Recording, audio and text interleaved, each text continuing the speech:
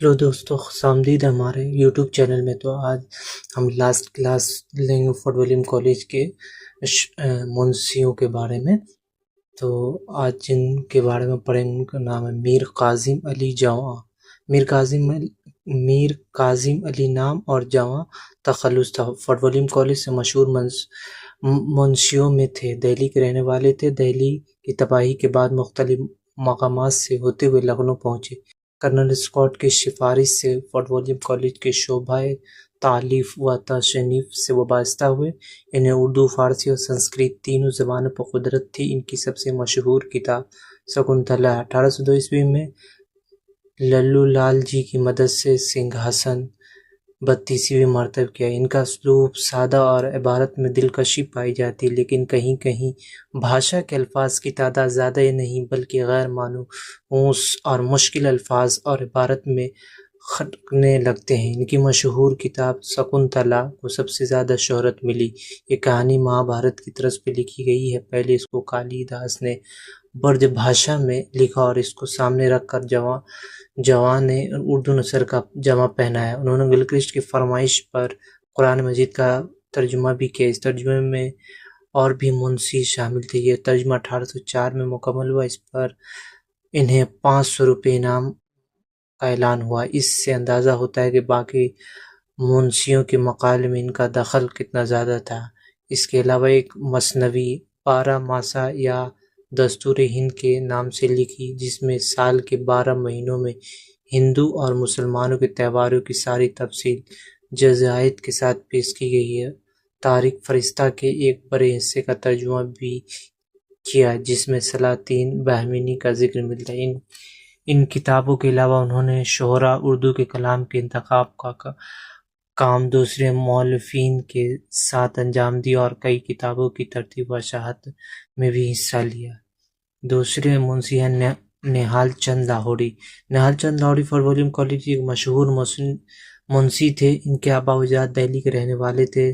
दिल्ली की तबाही के बाद लाहौर में सकूनत इख्तियार की। एक अंग्रेज कप्तान के वसीले से डॉक्टर गिलक्रिस्ट के यहाँ पहुँचे और फोर्ट विलियम कॉलेज के शोबा तालीफ व तर्जुमा में इन्हें मुलाजिम रख लिया गया।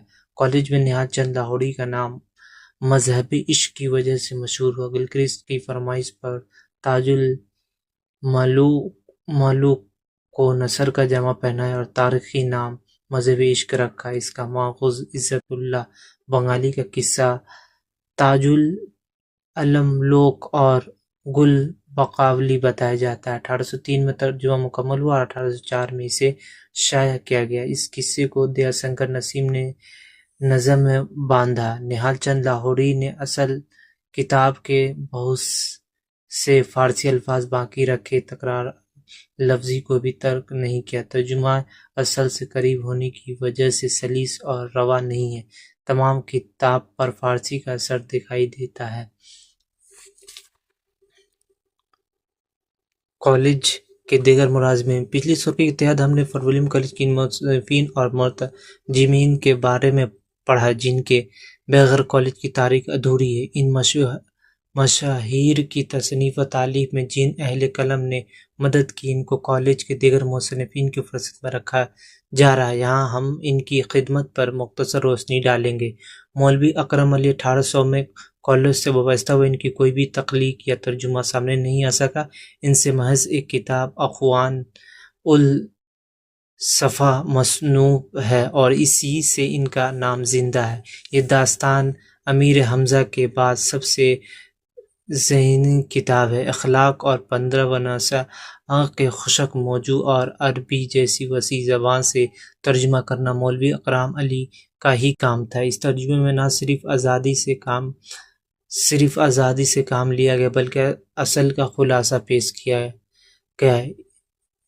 इन मुसन्निफ़ीन और मुतरजमीन के अलावा बनी नारायण जहाँ ने तज़किरा, दीवान जहाँ और एक आशिकिया किस्सा, 4 गुलशन लिखा। मौलवी हाफिज़ुद्दीन ने अयार दानिश का तर्जुमा और खुरो अफरोज़ के नाम से किया। इनका माखूज़ अरबी की मशहूर किताब खलील व मेमना है। मिला हुसैन वाज़ काशिफ़ी के बाद अबू उल फजल ने इसकी तख़लीस की और खरो अफरोज़ इस تخلیص کے نصف حصے کا ترجمہ ہے۔ اس کی زبان نہایت ہی سادہ اور سلیس ہے۔ اس کی شہرت کا باعث ہے۔ ہندی و فارسی کا متزاج بھی نثر کو دلکش بناتا ہے۔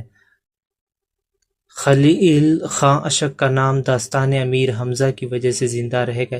یہ کتاب اگست 1802 میں شائع ہوا۔ اشک نے لفظی ترجمہ کرتے ہوئے اصل عبارت کو اپنے الفاظ میں سیدھی زبان میں بیان کر دیا۔ ان کے یہاں میر امن کی سادگی، لطافت اور فصاحت پائی جاتی، لیکن کالج کی نثر کے معیار کے مطابق یہ غیر معیاری نہیں ہے۔ ان کی دوسری تصنیف میں قصہ گلزار چین یا ناغور خانہ چین بھی شامل ہے۔ یہ داستان بھی فارسی سے ترجمہ کی گئی۔ منصور علی بھی پٹودیم کالج کے ملازمین میں شامل تھے۔ انہوں نے محمد عمر کی مثنوی سیف الملک کا ترجمہ نثر میں کیا اور اس کا نام بحر عشق رکھا۔ یہ ترجمہ 1803 میں مکمل ہوا۔ اس میں بول چال کی سادہ زبان کا استعمال کیا گیا۔ کالج کا زوال، کالج کا زوال کیسے ہوا؟ ہالٹ میگنیزی وہ پہلا شخص تھا جس نے کالج کے وجود پر سوالیہ نشان لگایا۔ 1835 میں جب وہ کالج کونسل کا صدر بنا تو اس نے ممبران کے درمیان پہلی بار شبہ ظاہر کیا کہ کالج اپنے مقصد کی تکمیل میں خرا نہیں اتر رہا۔ انہوں نے ویلیزلی کے منصوبے پر تنقید کی اور نئے تعلیمی نظام کی پرزور حمایت کی۔ 1 اگست 1828 کو ولیم بینٹنگ کالج بند کرنے کے سلسلے میں میکنز کی حمایت کی۔ اس کے باوجود ہندی کے پروفیسر کیپٹن پرائس نے 22 مارچ 1819 کے اس فیصلے کے خلاف لکھا، لیکن 4 مئی 1830 کو نئی تعلیمی منصوبہ سرکاری طور پر منظور کر لیا گیا۔ 1 مارچ 1831 کو کالج کی کونسل کر مسنوق کر کے کتابیں ایسٹیک سوسائٹی لائبریری کو منتقل کر دی گئی۔ 1835 میں اس نے رائٹرز بلڈنگ کے دروازے پر تالا ڈال کر کالج کے تابوت میں آخری کیل ٹھونک دی۔ 1854 میں لارڈ ڈلہوزی کی رپورٹ پر گورنر جنرل نے اس کے خاتمے کا سرکاری حکم جاری کر دیا۔ یہ تھے فورٹ ولیم کالج کے بارے میں۔ اب دوسری ٹاپک کی طرف ہم بڑھیں گے۔